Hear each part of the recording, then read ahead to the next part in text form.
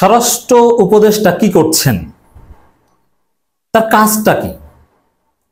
দেশে এত বড় ঘটনা ঘটছে, স্বরাষ্ট্র উপদেষ্টার তো কোনো কঠিন অ্যাকশন আমরা দেখছি না।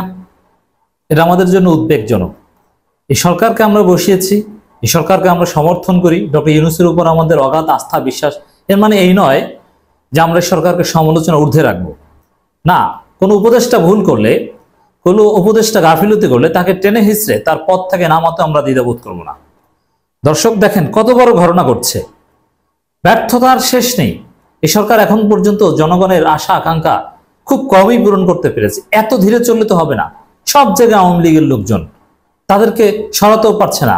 আর একজন আছে ধর্ম উপদেষ্টা, আওয়ামী লীগের দালালি করছে, আওয়ামী লীগের সাথে লোকজনের সাথে মিলে মিশে তারপরে কাজ করছে, তাদেরকে আশ্রয় দিচ্ছে, প্রশ্রয় দিচ্ছে। দেখেন একটা ঘটনা আপনাদেরকে বলি। আশুলিয়ায় পোশাক কারখানায় শ্রমিকদের সংঘর্ষ, নিহত এক। হ্যাঁ, আমাদের গার্মেন্টস নিয়ে এখন আওয়ামী লীগ ষড়যন্ত্র করছে আমরা জানি, ভারত ষড়যন্ত্র করছে আমরা জানি, এ বিষয়ে সরকার ও ওয়াকফিহল। কিন্তু সরকার কি করছে এখন পর্যন্ত? গার্মেন্টস বা পোশাক শ্রমিকদের মধ্যে উত্তেজনায় নিহতের মতো ঘটনা ঘটবে, এটা তো খুব সিরিয়াস। জাস্ট নিহতের ব্যাপারটা ঠেকাতে পারবে না, তাহলে কি করছে? সংঘর্ষ হবে, নিহত হবে। আপনি চিন্তা করেন, হাসিনা চলে যাওয়ার পর নিহত হওয়ার ঘটনা, আন্দোলন করতে গিয়ে সংঘর্ষে, এটা খুবই উদ্বেগজনক। সরকারের মূল কাজেই তো আইন শৃঙ্খলা পরিস্থিতি নিয়ন্ত্রণে আনা। অতএব সংঘাত সংঘর্ষে কেউ নিহত হবে না, এটা should have been top priority. কিন্তু কি করেছে এখন পর্যন্ত? একজন গার্মেন্টস কর্মী নিহত হওয়ার যে ঘটনা, অথবা একজন লোক নিহত হওয়ার যে ঘটনা, এটা আমাদের জন্য অত্যন্ত উদ্বেগজনক। উই আর ভেরি সিরিয়াস, এবং এর দায়ভার স্বরাষ্ট্র মন্ত্রণালয়কে নিতে হবে। স্বরাষ্ট্রমন্ত্রী কি করছেন? এই নিহতর পর্যায়ে যাবে কেন? পুলিশ, সেনাবাহিনী, বিজিবি এরা কি করছে? না পারলে শিক্ষার্থীদের সহায়তা নেন, জামাত শিবিরের কাছে হেল্প চান, এরা পরিস্থিতি নিয়ন্ত্রণ করে দিবে। মানে এখানে একটা উদাসীনতা বা দায়িত্বে ঘাটতি আছে। অবশ্যই এই মৃত্যুর দায়ভার নিতে হবে সরকারকে। সাভারে আশুলিয়া শিল্পাঞ্চলে দুটি কারখানায় শ্রমিকদের মধ্যে ইটপাটকেল নিক্ষেপ ও সংঘর্ষের ঘটনায় এক নারী শ্রমিকদের মৃত্যু হয়েছে। এ কারণে আহত হয়েছে আরো অন্তত 10 জন শ্রমিক। এই নারীর মৃত্যুর, এই নারীর পরিবারকে সরকার কি জবাব দিবে? হ্যাঁ, দুটি কারখানা শ্রমিকদের, নিঃসন্দেহে আওয়ামী ষড়যন্ত্র। আওয়ামী ষড়যন্ত্র ঠেকাতে পারবে না কেন? এ ব্যর্থতা কেন? এর কারণ হচ্ছে সরকারের দুর্বলতা। সরকারের রন্ধ্রে রন্ধ্রে যে আওয়ামী লীগের লোকজন ঘাপটি মেরে বসে আছে, ওদেরকে উচিত শিক্ষা দিতে দেরি করা। সরকারের স্লোকস নীতি মূলত আওয়ামী লীগের ষড়যন্ত্রের পথ এখনো প্রশস্ত করেছে বা এখনো ষড়যন্ত্র করতে পারছে। এজন্য প্রত্যেকটা জায়গা থেকে আওয়ামী লীগকে অপসারণ করতে হবে এবং সরকারকে কঠোর হতে হবে। এমনকি গার্মেন্টস সেক্টর নিয়ে ডক্টর ইউনূস জাতির উদ্দেশ্যে যে ভাষণ দিয়েছেন, সেখানে কঠোরতা আমরা দেখিনি। এটা খুবই স্ট্রিক্ট একটা জায়গা। আমাদের গার্মেন্টস সেক্টরকে ধ্বংস করার জন্য ভারতের সহায়তায় আওয়ামী লীগ ষড়যন্ত্র করছে, কিন্তু সরকার খুব ধীরচল নীতিতে চলছে, শেষ পর্যন্ত আমাদের লাশ উপহার দিচ্ছে। প্রত্যক্ষদর্শী পুলিশ জানায়, সকালে মাস্কট কারখানার শ্রমিকরা কাজ না করে কারখানার বাইরে চলে আসে। এই সময় তাদের কারখানার সামনে রেডিয়েন্ট গার্মেন্টস কাজ বন্ধ করতে মাস্কটের শ্রমিকরা ইটপাটকেল নিক্ষেপ করতে থাকেন। এক পর্যায়ে দুই গার্মেন্টস শ্রমিকরাই সংঘর্ষে লিপ্ত হয়ে ইটপাটকেল নিক্ষেপ করতে থাকে। এতে ইটপাটকেলের আঘাতে মাস্কট কারখানার রোকেয়া বেগম নামের এক শ্রমিক নিহত হয়।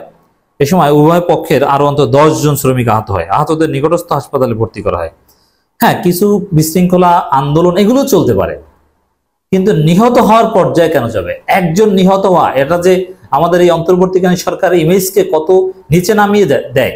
এবং আওয়ামী লীগ কিন্তু এই সুযোগগুলো নিচ্ছে। অতএব আওয়ামী লীগ ষড়যন্ত্র করছে আর হাসছে। ওরা তো চায় লাশ ফেলতে। এ বিষয়ে স্ট্রিক্ট হতে হবে। দেখেন এখনো যে আওয়ামী লীগের লোকজন রন্ধ্রে রন্ধ্রে বসে আছে, ওদের ধৃষ্টতা কত বড়। আওয়ামী লীগের লোকজনকে নির্মূল করতে না পারা প্রশাসন থেকে, সরকার থেকে, এটা সরকারের ব্যর্থতা। বরং সরকারের কিছু লোক, আলী ইমাম মজুমদার, আসিফ নজরুল, এরা আওয়ামী লীগ প্রীতি দেখাচ্ছে, নিরপেক্ষতার নামে আওয়ামী লীগের লোকজনকে প্রোটেক্ট করছে, সুযোগ দিচ্ছে। ধর্ম উপদেষ্টা আরেকজন, এই 3 জন লোককে আমরা সন্দেহ করি আওয়ামী লীগকে প্যাট্রোনাইজ করার জন্য। ধর্ম উপদেষ্টা আবহামা খালিদ, তিনি আওয়ামী লীগের দালালি করে যাচ্ছেন। আসিফ নজরুল এবং আলী ইমাম মজুমদার, এই 3 জন এখন আওয়ামী লীগের লোকজনকে সরানোর ক্ষেত্রে ধর্ম উপদেষ্টার বিরুদ্ধে আমাদের কাছে সুনির্দিষ্ট অভিযোগ আছে, তিনি কিভাবে আওয়ামী লীগের লোকজনকে আশ্রয় প্রশ্রয় দিচ্ছেন। কথা বলতে পারছেন না, ভয় পাচ্ছেন তিনি, তার কাছের লোকজন বলছে তিনি ভয় পাচ্ছেন কি না কি হয়ে যায়। মানে এগুলো খুবই উদ্বেগজনক। দেখেন, লিবারেশন ওয়ার মিউজিয়াম, মুক্তিযুদ্ধ জাদুঘর, এটা কিন্তু সাংস্কৃতিক মন্ত্রণালয়ের অধীনে। তাদের ফেসবুক পেজে কি পোস্ট দেওয়া হচ্ছে আপনি চিন্তা করতে পারবেন? মুক্তিযুদ্ধ জাদুঘরের প্রতিষ্ঠাতা ট্রাস্টি আসাদুজ্জামান নূরকে কারারুদ্ধ করায় আমরা গভীরভাবে উদ্বিগ্ন। অথচ আসাদুজ্জামান নূর একজন চিহ্নিত সন্ত্রাসী, একজন অপরাধী, একজন খুনি, ওর ফাঁসি হওয়া উচিত। অথচ ওর পক্ষে অনেকে কথা বলছে, লিখছে, সরকারের পদ পদবি ব্যবহার করে। আবার সেই শেখ মুজিবের মৃত্যুবার্ষিকীতে বড় লেখা দিয়েছে মুক্তিযুদ্ধ জাদুঘর 15 আগস্ট। মানে কি চলছে দেশে? মানে সরকার এখনো আওয়ামী প্রেতাত্মাদের কেন সরাচ্ছে না? ইসলামী ফাউন্ডেশন সে আওয়ামী লীগের লোকজনে যেরকম চালাতো, মুজিব ফাউন্ডেশন বানিয়েছে, সেভাবেই চলছে। অতএব দর্শক, এই গার্মেন্টস কর্মী হত্যার এই বিষয়টার দায়, পরিস্থিতি নিয়ন্ত্রণ করতে ব্যর্থতা দায় স্বরাষ্ট্র উপদেষ্টাকে নিতে হবে। এবং সরকারের যে ব্যর্থতাগুলো কথা বললাম, এর নেপথ্যে এই 3 জন লোককে আমরা চিহ্নিত করতে পেরেছি: ধর্ম উপদেষ্টা আফহামা খালিদ, ডক্টর আসিফ নজরুল, আল ইমাম মজুমদার। তা এদেরকে সোজা করতে হবে ডক্টর ইউনূসকে, এবং শিক্ষার্থীদেরকে এক্ষেত্রে দায়িত্ব নিতে হবে। শিক্ষার্থীদেরকে বৈষম্য বিরোধী ছাত্র আন্দোলনকে আরো সক্রিয় হতে হবে। নেপথ্যে এরাই। আবার প্রথম আলো ডেইলি স্টারও ষড়যন্ত্র শুরু করেছে। দর্শক, স্বরাষ্ট্র উপদেষ্টাকে আমরা আরো কঠোর হওয়ার আহ্বান জানাই। এবং একই সাথে আরেকটা বড় ব্যর্থতার কথা বলিনি, আহতদের চিকিৎসার খবর কি? সরকারি হসপিটাল বা হসপিটালের বিল ফ্রি করে দিলেই হলো? খোঁজ খবর নিতে পারছে না। অনেকের বিদেশে যাওয়ার প্রয়োজন, কোনো উদ্যোগ নেই। এখানে জামাত ইসলামীকে এগিয়ে আসতে হচ্ছে। সরকার এখন পর্যন্ত সুচিকিৎসার ব্যবস্থাটাই সুন্দরভাবে করতে পারছে না। এখনো কতদিন হয়ে গেল, এখনো আমাদের কাছে অসংখ্য অভিযোগ আছে, চিকিৎসার টাকার অভাবে চিকিৎসা করাতে পারছে না, ঠিক মতো চিকিৎসা হচ্ছে না, গুরুত্ব দিচ্ছে না। এর চাইতে বড় ব্যর্থতা আর কি হতে পারে?